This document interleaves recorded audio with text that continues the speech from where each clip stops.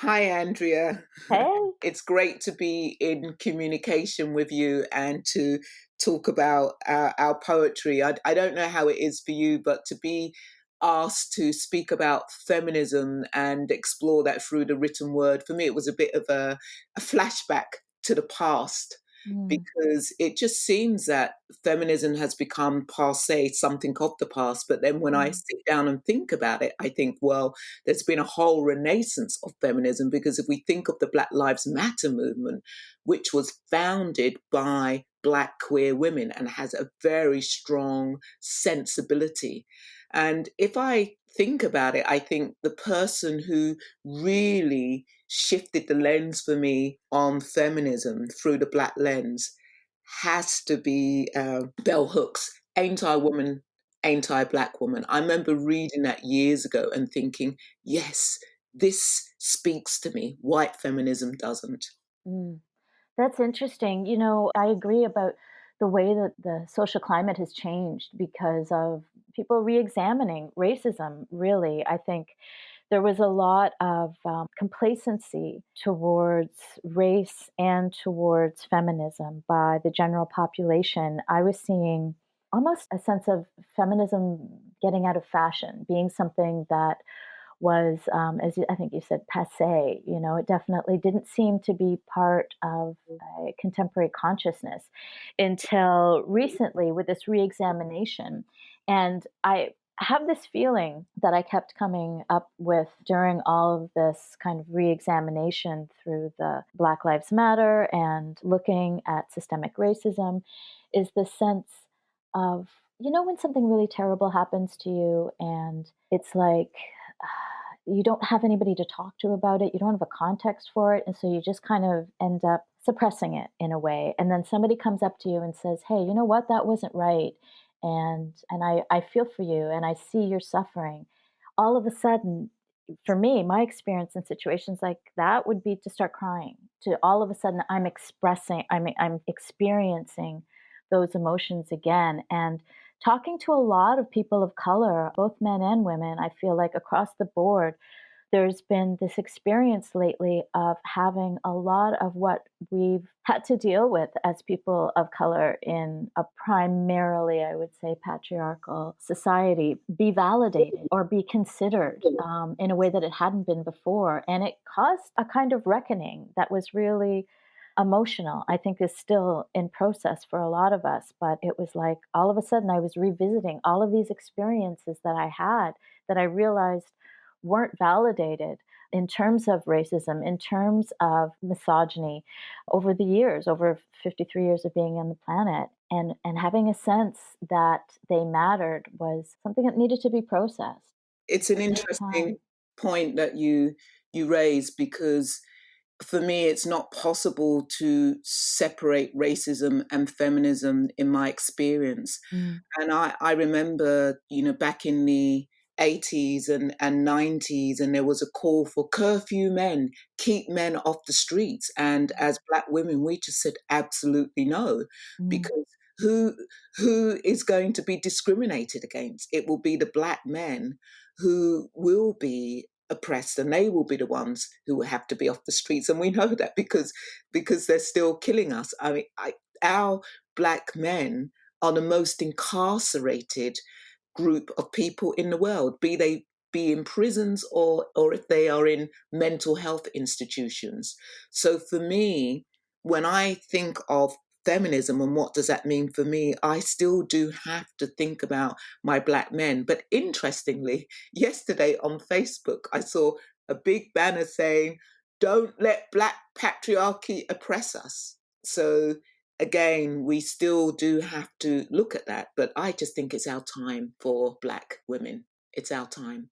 I think that's the thing. It's like it's multifaceted, and I think opening up conversations, being respectful, being interested, making space for voices and experiences that haven't had that kind of support is important at any point in time. But to have is a kind of huge thrust in the general consciousness this attention to the experience of people of color and specifically Black people and specifically in North America, I think, is really been helpful for a lot of healing to happen. There's also the risk of the pendulum going the other way, and instead of having an opportunity, as you said, there's so many Black men who are incarcerated. It's an epidemic. It's a crisis.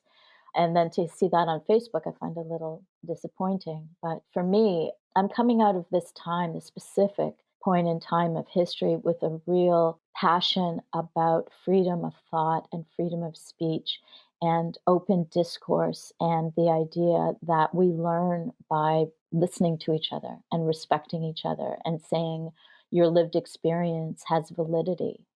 I love it. I love it. And before I want to move into one of your poems, being unmade human, but before we do that, I have to mention in this conversation that it gave me such joy when Bernardine Evaristo won the Booker with Margaret Atwood.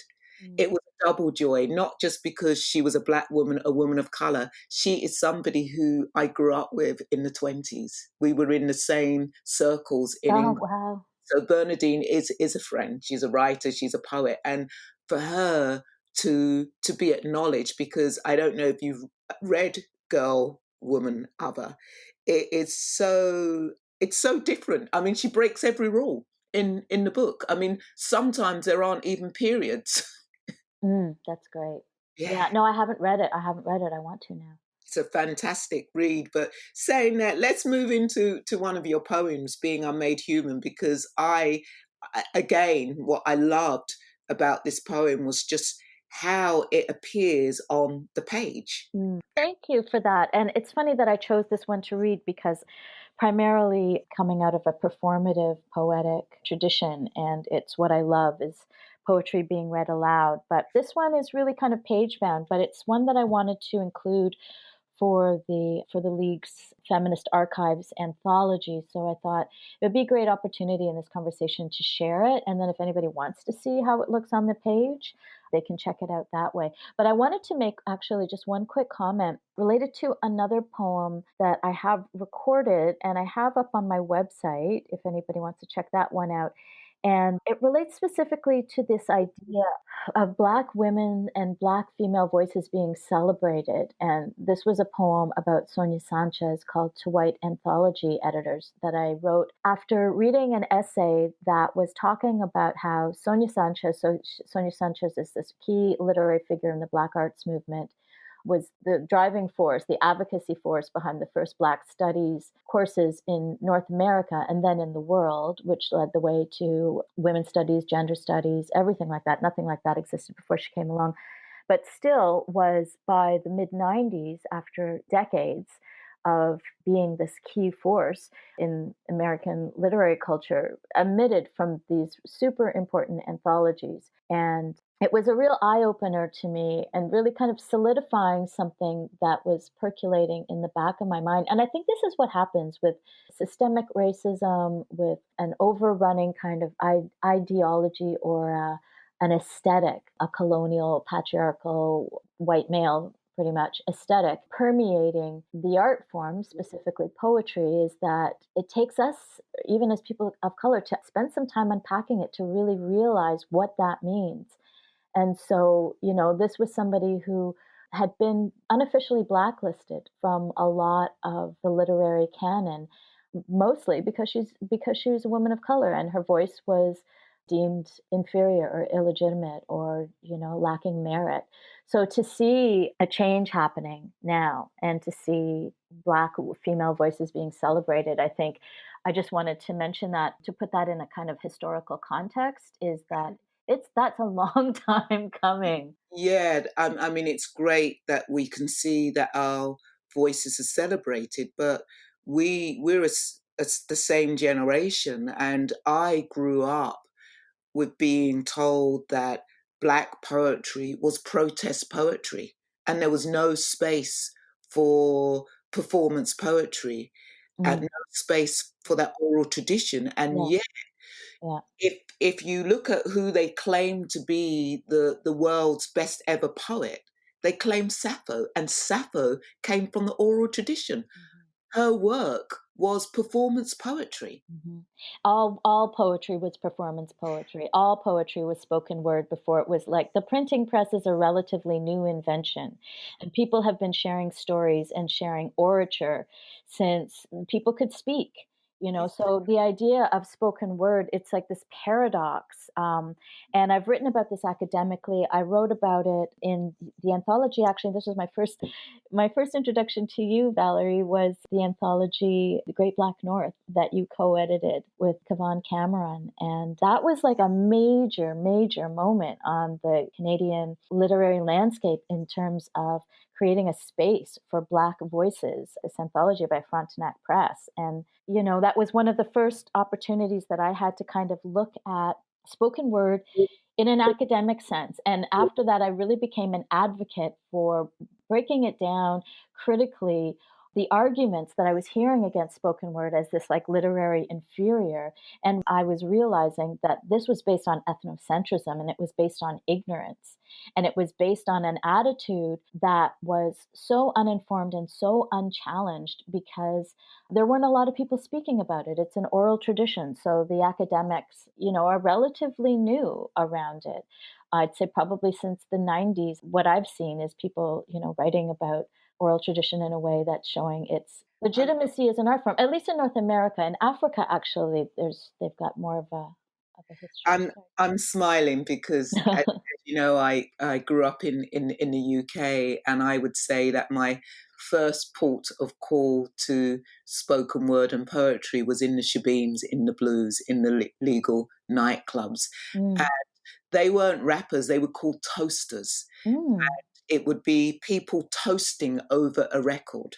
Oh, cool. And they would be telling you it was like they were our news reporters. They were Mm, poets and news reporters and telling us what was happening on the streets. yeah, And it gave me goosebumps for me that that's what poetry needs to do for me, that it transports me into a different place. It tells me about an experience, and yet this form wasn't considered proper poetry yeah. because we weren't talking about the flowers or the moon or that Eurocentric sensibility. Hmm. We were talking about social justice. I mean, Hmm. in a way, my most recent book, I call it Social Justice Poetics, as if that was new. I would say that our poetry coming from the Black experience has often been social justice poetics. Oh, definitely. Yeah, definitely. And there's an immediacy to spoken word that you don't have in page poetry, which is partly because of just the nature of the form. That if you want to put a book out, that takes time. That's like usually 2 years at least, a process from the time that you start writing these poems to when they can be consumed by the general public.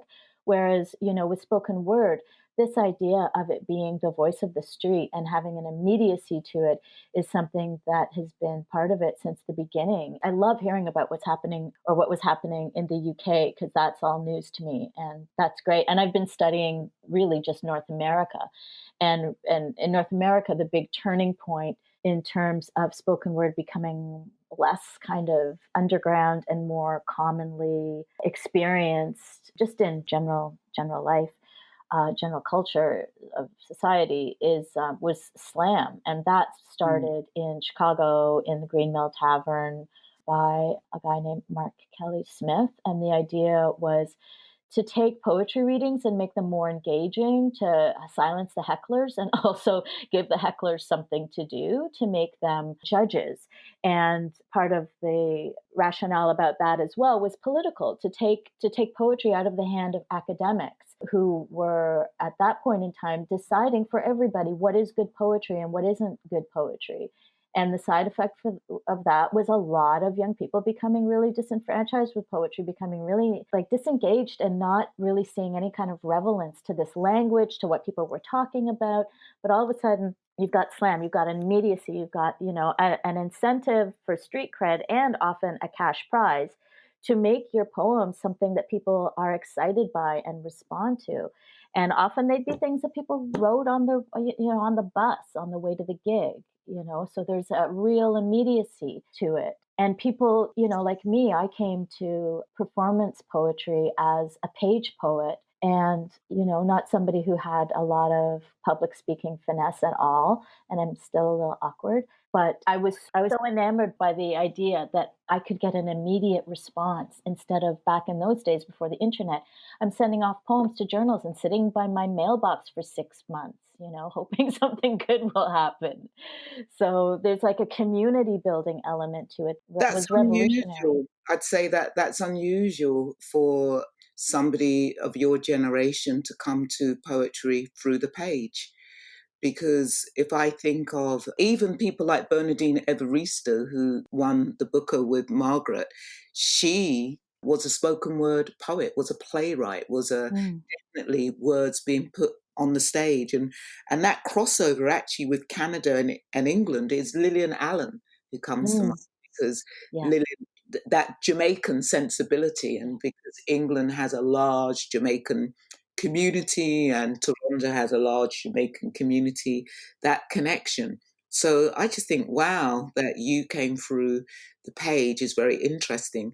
And for me, I think what's so interesting is that you have the poem on the page, and I'm sure you experience this, that when it comes off the page, it's a completely different poem. Mhm, It's a completely different poem. mhm, The poem that I write on the page and the poem that I perform is completely different. It lives in the body. And I think actually that is it for our cultures, that words have lived in the body. Songs mhm. have lived in the body. They haven't lived on the page. It's so funny because I got into poetry. I was came from the page, but I got into poetry because of my grandmother, who was raised in an education system where they had to memorize Shakespearean sonnets. They had to memorize English literature. And so she loved poetry. And so I grew up listening to poetry aloud. So to me, there was always that sense that it's once it's lifted off the page, then it really has a chance to come alive, and that the musicality that happens, the sense of sound play, honorality. I mean, it's so fundamental. It doesn't matter if it's page or spoken aloud. Musicality, like the whole idea of like meters and the iambic pentameter of Shakespearean sonnets of so much Western literature, traditional Western literature is musical. Those are musical measures. Let me just say too, this is really funny, is that this poem I have, because this is a perfect setup, I have actually never read this out loud before. So this will be interesting to see how it lives. So it's called Being Unmade Human. Being labeled exotic means being unmade human. Subject becomes object. I am becomes I was. Self esteem becomes relic. Personal pronoun becomes possessed. Stripped down, snuffed out. Me, she, us, we become theirs, becomes artifact. Displayed, stared at, collected, hung up, framed, put away, used for a purpose, then discarded, buried in a box. Direct, the relationship between erasure and violence. What is other isn't real. What isn't real can't be hurt, like a doorknob or a miniskirt. Brown girls are the flavor of the day, fashionable, useful, in the ring. Check the box if you've got one in your circle, your own token, mascot, parade them right after the land acknowledgement is done. Honey pie, sweetie, peaches, muffin, sugar, fox, bitch, vixen, bird, cow, kitten, deer, cougar. We are made into meals, into sweet meat animals by the cannibalistic mix of othering and hunger. And often, too often, I know this song, we are blinded by the gnawing insistence of our own famished appetite. We become hypnotized by what they say we are, what we tell ourselves, what we tell ourselves, what we tell ourselves is love until we become undone, dispirited, disparaged, disembodied, consumed. Hunger has the power to make wounded animals of us all. Being labeled exotic isn't a compliment, it's a stepping stone to being played and displayed, made unhuman. Wow, that definitely transported me into a different place. For you, in a nutshell, what would you say that this poem is about?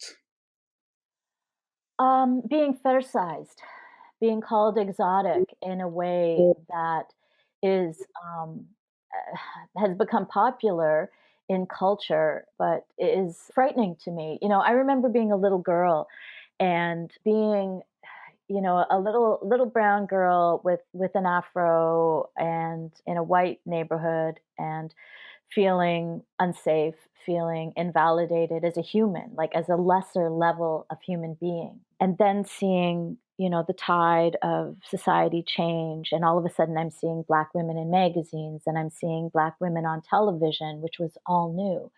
And then I'm seeing Black women, and especially mixed race with women, because I'm mixed race. My dad's Black, Afro American, and mom British Scottish.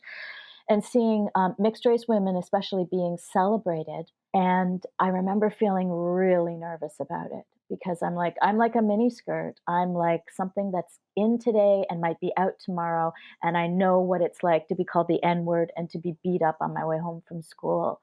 And this celebration to me has no legs. It's not, it's temporary. And I felt like, being called exotic or being fetishized or being sexualized in a way that I'm supposed to experience as celebrated, to me felt really dangerous. Thank you for that. Actually, I want to say that it's the most amazing experience to hear you read or perform the poem. I say perform the poem and to read along as you were performing it. I've not done that before because so often you're at the theatre, you're somewhere in a cafe and you hear the person performing and you're watching the performance, but to actually just read it. So really encourage people to read the poem as you're hearing it because Mm, it's an amazing experience. But for me, being labeled exotic was a good thing for me. mm, What I want to say about that is that in my early 20s, I lived and worked out in Australia covering Aboriginal deaths in custody and Aboriginal land rights. And I became exotic overnight. mm, And what it did was I learned to love my dark black skin because I had such negativity about being a dark skinned black woman. mm, And that wasn't just from white society, that was from black society. That the darker you are, the uglier you are, the mhm, lighter you are, the more beautiful you are. And even today, and I see it, I do see that the mixed race biracial woman of African descent and European descent is fetishized. And mhm, we, as dark skinned women, are still pushed aside. mhm. We, Shadism. yeah, there is. I, I'm part of this conference, which is around trauma, and they've got this. They always highlight different faces and said, "Well, where's the black women?" So then they put black women in. They had the dark skinned men, but no dark skinned women. Mm, yeah. So for me, being exotic for me when I was in Australia was amazing because people would come up to me and tell me I was beautiful. I Mm, I couldn't have bought that pill in a shop because I hated the color of my skin. I wouldn't even go out in the sun and get darker. mm, And being in Australia and becoming exotic, it completely changed my life so that when I came back to England, I was able to go up to other dark skinned women and say, "You're beautiful." mm. Yeah. Yeah, it's amazing, and it seems like definitely I agree, in terms of shadism being a thing, and it's also geographically related. It depends on where you live. People look at color a different way in different parts of the world. And what I see as common in both of our experiences is this idea of somebody else defining your value based on how they view you through their lens. Because we're both strong, intelligent women. And, even as younger women, I'm sure we had that core within us. And it's really, really, I would say almost impossible to not internalize those kind of judgments when they're so seeped into the culture. But I just want to say that this poem it's brilliant. I mean, artifact. It's just, to me, there's slavery in this. I just stripped down, snuffed out, possessed, like a doorknob or a mini skirt. It's just there's so much in this poem, but a gnawing insistence of our own famished appetite. Mhm. It's Mhm. a fantastic poem. Oh, thank you, Valerie. Yeah. I want to ask you about how you go from honey pie sweetie to vixen bird, cow, kitten, deer, cougar, made into meals, sweet meat by the cannibalistic mix of othering and hunger. I mean, it's a brilliant poem. And I just want to ask you, what made you arrange it in this way? I mean, it's a work of art on the page. I was thinking about the idea of perspective, like being inside my body and experiencing myself from within myself, experiencing myself in relationship to another via like a romantic relationship or a kind of one on one scenario. And then this other relationship, this third perspective of me in relationship to, societal norms at large. It seemed like there were three different ways of kind of interpreting my existence. And so I've put it into kind of three different columns and wanted to show how they related. But a lot of it too, it's just like, this is just what came out. Who knows, right? I mean, these things were just kind of brewing and circling around in my mind. The idea of women being compared to food, how often we're compared to food, and that, what does that say about us being something that's to be consumed? How often we're compared to animals, and how does that relate to us being dehumanized? And I was thinking a lot about violence against women, and how does that happen? Like, what are the psychological processes that go into somebody's mind that allows them to lose a sense that this is a human being like you, that you are harming? And I think it's this othering. This isn't a human being like me. I'm dealing with a meal. I'm dealing with an animal. I'm dealing with something that's there for my pleasure or there to be consumed. Thank you for that. I just feel inspired to read the two short poems. And I think what kind of piqued that inspiration is when you said violence against women. And it's again the word disembodied from your poem bounces out to me. And actually, when you look at it on the page, it is disembodied Mm, and it mm, is unmade and it is made. It's a fantastic poem. So, violence against women, and I think for me, as a poet, if I define myself as a feminist, I have to call myself a Black feminist. So, my most recent book, which was published this year by University of Alberta Press, I'm Still Your Negro, mm, homage to James Baldwin. Really, I would say I call it social justice poetics, but it does come through the lens of Black feminism. mm, And for me, there is something about the impact on Black women in terms of what's happening to our Black men. mhm, So many of us grow up without our fathers.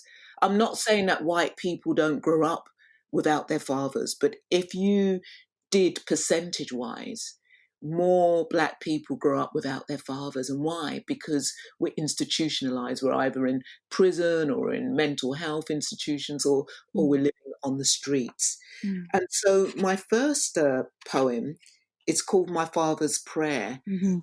and I won't say anything about it because I think it will speak for itself. And I'm somebody who didn't grow up with a father.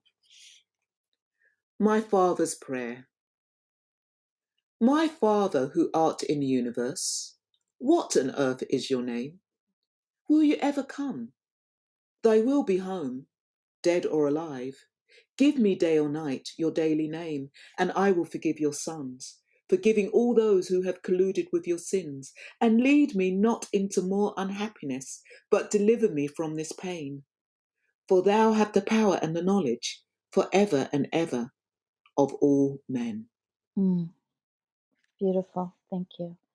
Oh, it's so good to hear you read this. I was really excited when your book came out, and just the title, "I'm Still Your Negro," an homage to James Baldwin, and really interested to see where you went with that. And it's so funny, we were talking about hearing pieces out loud, hearing you read this because you had sent this to me before, and hearing you read it now just gives me such a depth of understanding that I just couldn't get the same level when I was reading it on the page, or something about the author's voice.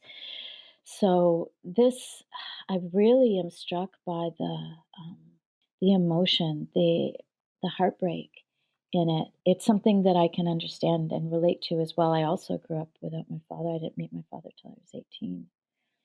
And what I like about this piece is that it hits at how fundamental it is. It's like this experience that we have it's primordial. It's our first experience of a parent is our value as human beings in the world is reflected in that. When people talk about growing up without a father, it's like, well, what does that mean? It's kind of, those are just words, but in this poem, you bring that alive for us. Like just the line here, the third line in, will you ever come? What a question.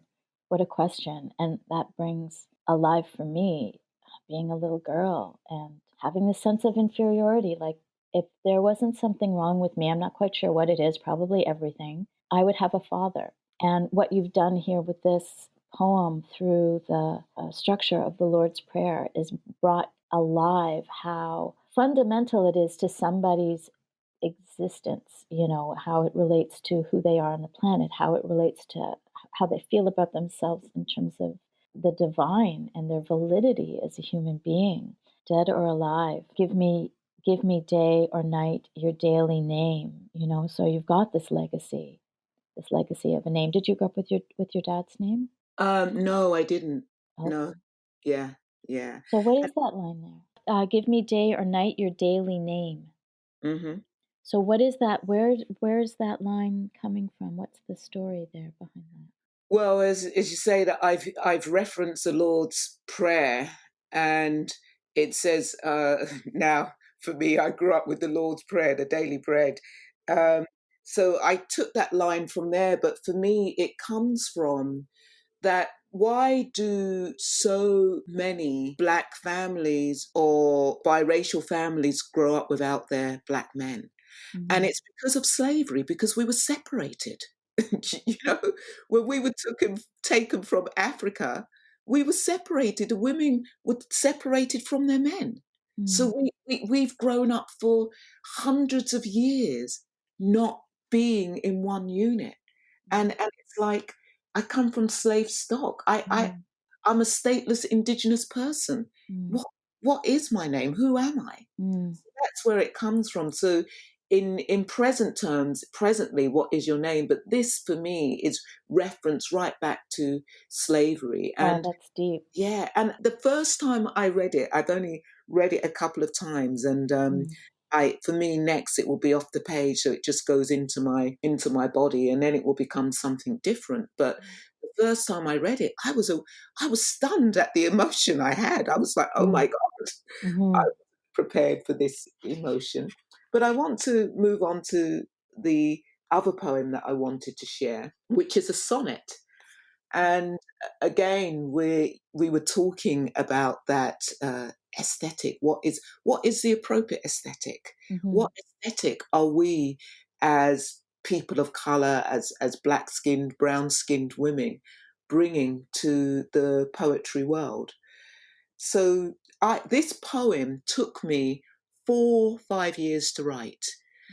And for me, it began in 2016, I think it was, when Eric Garner was killed. And it seemed every day, it seemed relentless that every day I was waking up to another Black person being killed by the police. And I went into a dark night period. I just couldn't make sense of this. And I think it took me so long to write this because I'm not a mother. I'm a mother in my work, but I haven't biologically birthed children, but I've taken care of many children in my work and taken care of many mothers in my work too. So this one is called Another One Bites the Dust. Strobed red and blue, crazed and flooded by police light. She cradles her 18-year-old son, stiffening on her breasts. Murdered by cops in a gunfight, resisting wrongful arrest. She wails, "My son is dead." Not even old enough to graduate. Smothered, covered in his bloodshed. Killed by fear and senseless hate. Collapse and uncontrollably blubbers, cradling, soothing, screaming, lifeless. Who cares? Just another Black body dead in the gutter. One more death, corrupt and senseless. Another one bites the dust. That's so powerful. That's so powerful. Oh, that's a great poem. That's a really great poem. I love I mean, it's these images are so powerful, and I'm not surprised to hear that this took you so long to write because every word, as great poetry should do, every word is so precise. The fact that it's a sonnet is like a whole other level of commentary on that kind of idea of colonial artistic constraint. But Mm, the second line, it kind of exemplifies the precision of language that you're using here and how these images are so visceral. So she cradles her 18-year-old son, stiffening on her breasts. The specificity of the word cradles, and how that brings us into this idea of this mother has seen this life since the cradle for 18 years, and the visceral image of that son stiffening on her breasts is just like I could barely get over that line. It's really powerful. Where did the idea for this come from? Well, again, the idea of this poem came from all the Black people and Indigenous people killed by the police. That's where it came from. And as I said, it took me 4 or 5 years to write this because I think it was Jean Fowles, who said, some people have something to say and some people have something to sell. Mm. And I didn't want to write a poem to try and sell something. What was it that I wanted to say?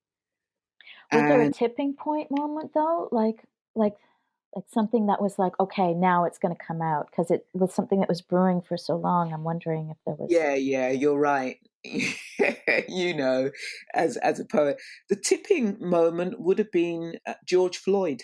The Okay. tipping moment would have been George Floyd and my partner ringing me up, and my partner is white, and she rang me up and said, "I've watched the George Floyd video," and I hadn't watched it, and she was quite distressed, and I thought, maybe I need to watch this. Because it was that point I thought, no, I don't need to watch this. And on one level, I'm glad I watched it. And on another level, I wish I hadn't watched it. But I'm glad I watched it because I was just, how could humans do this? How, again, I had a dark night period. I lost faith in humanity for a few days. It's like, how could three people do this? You know, four, is it three or four, three policemen do this? How could they do that?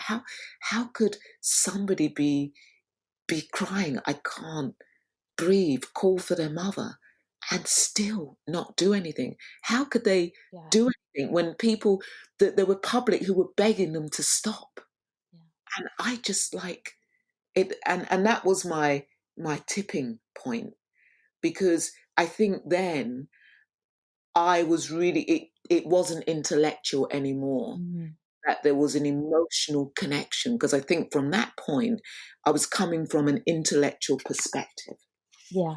After watching that, it was, as we see, every, if you see who was out on the streets, there were so many of us impacted by what had happened, which is why the uprisings, so many uprisings around the world, because there was an emotional connection to what had happened. I didn't realize that this poem was so recent. It's like that poem that comes out and it's, 'cause it's so brilliant, but it's, like you said, a long time coming. It's like you've been working on this poem in the back of your mind even for decades, I'm sure. And I think the power of it really is this perspective that you took with the relationship, focusing in specifics of this relationship between a mother and a son, and on that moment. And I think, you're totally right. I remember for me, like, that was George Floyd murder. That was the kind of point of no return, and the emotional unraveling for me was that one word, mother, that one calling out. And I think it was for a lot of people, regardless of your color or your own experience with race, there's something really fundamentally human about. You'd have to be a sociopath to not respond to that on a really profound level. I think, like, for me, even thinking about it now, I feel nauseous, and that's how I felt after that incident. Was, it was like, it was trauma. It was, we as a collective society, I think a global collective society, went through trauma of witnessing what a human being could do to another human being, and the kind of level of depravity and lack of humanity that we I had like come to, and it was broadcast across the planet. Yeah, it was. And I like that you say that these poems have lived in us for decades, because when I think of being unmade human, this is a poem that has lived in you for decades. And Mhm. it's fascinating. Somebody contacted me from the British Library saying, can we use a clip of your play? A play that I'd written in the 1990s. Mm. And I listened to the clip, Andrea, and I thought, oh my God, I could have written this yesterday. Mm. Yeah. It was like, and it was again talking about the police brutality and talking about the systemic racism in this dialogue. And I was just thinking, yeah, these words were in us in the utero. We came out with some of these poems from the womb. It's so funny you say that, because Valerie, I'm sure you had this, and a lot of us had this. A lot of writers, that we've been saying these things, and I've felt a lot for decades. Like, my first poem that I ever performed in front of an audience, like, as a performed piece rather than a read from the page and figuring out how to do that, was about being mixed race and about being, asked that, what Lawrence Hill calls the question in Blackberry Sweet Juice, where are you from? What could be thought of as just an interest in, your background and geography, but really is such a loaded question with all of these connotations that, as somebody who was born and raised in Toronto, being asked that over and over and over and over again, you start to get the subtext about it. So this was the first thing that I was on stage as, like, a 20-year-old talking about, and I felt like I was annoying people with my little "where are you from" problem, and writing these poems. Like, you could have written things yesterday, that we've been writing these things and saying these things for decades, and feeling like, are they still, playing the race card, or are they still on about their feminism thing? And finally having this moment of, and I think it's the timing of it, that we had the We Too movement, and then we have all of a sudden, a Black Lives Matter consciousness of realizing that Black people have been dealing with something here for a long time, that they kind of collided in terms of what we're talking about specifically in this conversation here, into a moment where all of a sudden I'm being heard, and in a way that I haven't before. And I'm really excited. As I said, my introduction to you was seeing this movement, like slowly this movement happening, and with the Great Black North coming out, and because that was like the first anthology, the first collected anthology of writing by Black Canadians in Canada. Was it not? Yeah, I mean, there were some more provincial ones, I think, like more kind of Toronto based, but as a national anthology, it was Mm, the first one.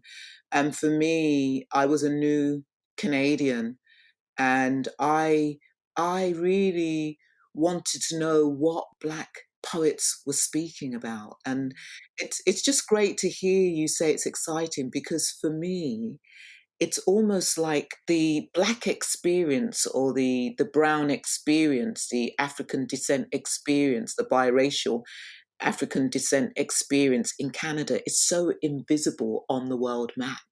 mm, And how do we put ourselves on the map? And I really think actually Lawrence Hill's book, The Book of Negroes, mm, put us on the map, mm, because people just knew so little mhm, about us. mhm, And we really, this is our work, Andrea. It's our work to put ourselves on the map. I mean, I've just edited an anthology called African Wisdom, New Voices Speak, Black Liberation, Buddhism and Beyond. And I made a point of inviting Black Canadian writers to write, to give us that voice. It's almost like we're in a silo here. yeah.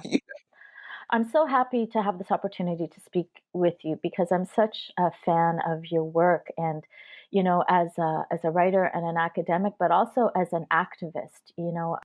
I just want to tell you this story quickly. It was right after all of this stuff with George Floyd was happening, and people were starting to become aware of issues that Black people were dealing with, systemic racism, and you and your book had come out, and you did a panel series with some amazing Black writers, and I listened in. I got an invite for it and listened in on that day, and it was just so empowering. And it came at a time where I was really reeling. It's like somebody had punched me in the stomach, and I was just trying to get my bearings. And I was having a lot of challenges too, dealing with my own. Like it felt like Andrea Thompson, this is your life, and I was now having to replay every single experience of racism I'd ever had in my life that I had stuffed down. That all of a sudden it was now being processed in a huge way, and there was kind of no escape from it because it was everywhere in the culture. And at the same time, I had friends who were trying to process what had happened as well, and friends of all backgrounds and colors, and trying to navigate some things with some of my white friends was challenging at times. And in one instance, I found myself being invited to provide some guidance to some white friends, and getting super angry and not understanding why I was angry, and having to unpack that, and having a really frank conversation with these beautiful women about it, and it turning into an opportunity for me to be validated, for me to be understood, for me to speak out, for them to understand their discomfort, call themselves out in a way that I was super impressed with, and has, I believe, started like lifelong friendship. And right after that, your panel went online, and it was archived and went online, and I was like, if you want to know more, here, go here. And they did, and went and listened. And it was such a gift to the kind of cultural landscape and to the conversation at that moment.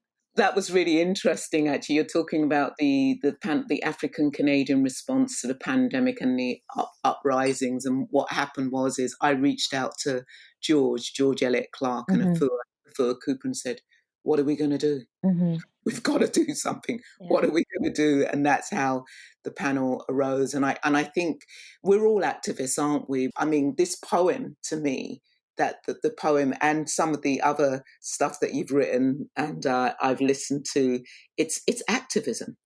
You know, we're still we don't have total freedom, Andrea. We don't have total liberation. Slavery might be illegal in law.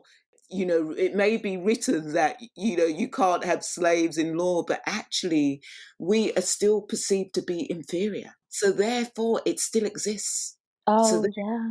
It's so funny that you say that, because I was just thinking myself about ways that I've internalized my own self-judgment, as an artist. Oh, you touched on so many things, Valerie. You keep making me want to cry. Like I'm getting choked up over here by pretty much everything that's coming out of this conversation. But I just recently got an acceptance from Frontenac Press again, so I'm clearly a Frontenac fan, to put out a collection. And this is fantastic. so related because the collection is the working title, anyways, is A Selected History of Soul Speak, which is the title of the poem that I wrote for your anthology based on a request that I got from you and Kavan to write about the history of spoken word in Canada. And I thought, wow, okay, where do I start? And so it was a really kind of vast topic to tackle, and hence the title Selected. And so this collection that I have is going to be coming out with Frontenac next year as part of their quintet series. It's usually quartet, but this year it's quintet. So 2021 in the fall is a collection of work of activism poems, really, for spoken word as a legitimate form of orature, and also stories about me finding my voice as a human being. And I think, like I've been around the spoken word community for like 25 years. I've been performing, I've written a gazillion reference letters, so I must have some sort of cachet. And I've been teaching spoken word, I think, longer than anybody else in a post secondary level institution in the country. But this is only my second book of poetry. And part of that is an internalized voice that was saying, "You're not very good. Nobody really cares about your little poems, Andrea." And it was challenging, And I've got poems in this collection that are like 20 years old that I never really had the self-esteem as an artist to be able to really put together and stand behind and put out into the world until now. But why didn't you have the self-esteem? Who was publishing Black poets 20 years ago? I mean, you know, we have to look at society, the conditions, and it's only been over the past 10 years or so that Black poets have been published. You know, we may have had a poem in an anthology somewhere, but who was publishing our collections? Ooh, which reminds me of Whitney French's new press. Did you hear about that? What's it called? Let's give her No, a I plug. haven't. Okay, Whitney French, who is the editor of another anthology that came out after Great Black North. So Whitney French, great poet, lovely, lovely woman, put out this anthology a few years ago of Black Canadian writing. Um, Black Writers Matter. Okay, there we go. Got some great traction off of that and some support in the community, and has recently put together a publishing house. Big yay to Whitney French, because that is what needs to happen. That our community need to begin to start investing in our community, Yeah. publishing our community. I mean, I have a friend in the States who's basically working with a grant body that is giving money to big pot people. I mean, how fantastic is Wow, that? that's You know? yeah. Yeah, and it's true, like that's just something that's too that I think is really, really important and worth stressing is I guess in any community, there's always going to be a certain amount of competition and limited resources and just trying to survive as an artist. But I think anything that we can do to support each other as artists and Mm, lift each other up and lift each other's voices. And if we do have disagreements as people of color in the community, get over it quick. exactly. Get over it quick and get behind each other, Exactly. because it's just like with George Eliot Clark. George Eliot Clark is somebody who I definitely want to voice my support for, and has had to deal with a lot of criticism, Mm. and I don't want to get into that, because that's a whole other discussion, but just to say that there's 40 years of supporting Black artists. A poem that I wrote for him talking about how he's every Black writer's mentor. I remember, there was a period of a couple of years there where every Black writer I would come across would be like, "Oh, well, George Eliot Clark is my mentor, and he wrote a blurb for my book." And I was like, "Yeah, you and everybody else." Like, I don't know how that time comes. When we get criticism, it's not because of the person or the personality. It's the more visible we become, the more criticism we're going to get thrown at us. People are jealous, people are resentful. Hmm. It's like the more famous you become, the more vulnerable. You have to go with the worldly winds, the praise and the blame. It's part of the territory. And I think, to me, what's really important is that, yes, there has been in all our communities. Our communities become smaller if it's the writers community, if it's the activism community, and there are politics and we fall out. And as you said, we have to get over it. We've got to unite together. Together we can achieve more, and we do have to get over that. And I must say, actually, for Kevin and I putting that anthology together, we had to navigate conflict in the community.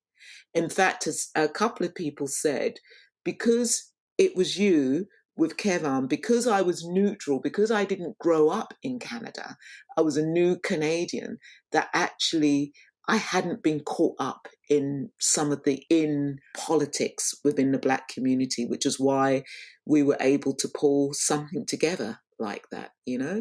But we couldn't. It was a shame. There were two people we couldn't have in the same book because of politics, and that made my heart break. It made my heart break to think, oh, why can't we get over that? But we move on.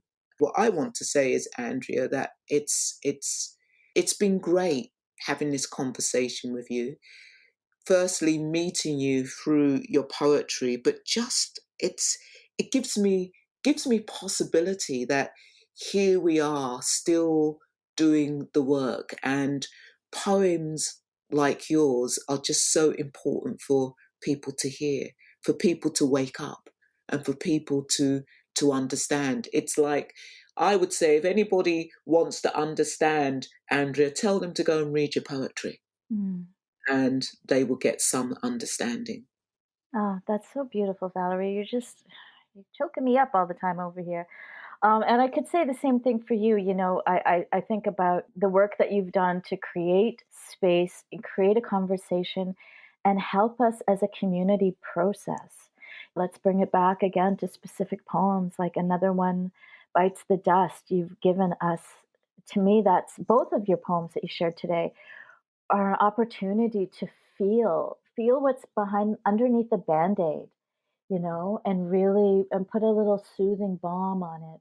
It's not always comfortable, right? Like you're touching on things that are wounds, they're painful, but your words then are healing, and they allow us to feel that together and to process that together, and also create a window for other people, who don't have the experience, or just what it's like to be a person of color or a Black person trying to process seeing another one bite the dust. Sure, sure. I feel like I want to end with just calling out some Black poets, and a big thank you to Kevin Cameron for just me reaching out and him just saying yes to the project of the Great Black North. But there are so many great poets: Dion Brand, Mm. To Be Young, Afua Cooper, Lillian Allen, and I mean, there's so many, and those are the women that I've mentioned. L. Jones, Clifton Joseph, George Eliot Clark, Wade Compton, Oh my gosh, you're so much quicker than me. Keep going, keep going. who, Spoken word artists, who do we have? Dwayne Morgan, yes, Dwayne, Ian Ketaku, yes, Gillian yes, Christmas, yes, Therese St. Pierre, Shailene Knight. Cicely Bella Blaine, who's just had a book come out. Did she Not just win like an award or something? She actually is the founder of Black Lives Matter in Vancouver. Oh yeah, there's how could I forget Ahmed Nomadic? Oh, yes. Yeah, out west in, Edmonton. Yeah, Don't forget Kai Kellogg, yeah, and just thank the league for giving us this space to connect, yeah. Valerie, and have this conversation and have Oh, the knowledge that it's important that it happens and to create an archive of it, I think is really wonderful. And I'm honored to be part of it and really, really happy to get to talk to you. yeah, big up to the league and a big up to you, Andrea. Thank you. Thank you so much. It's been great.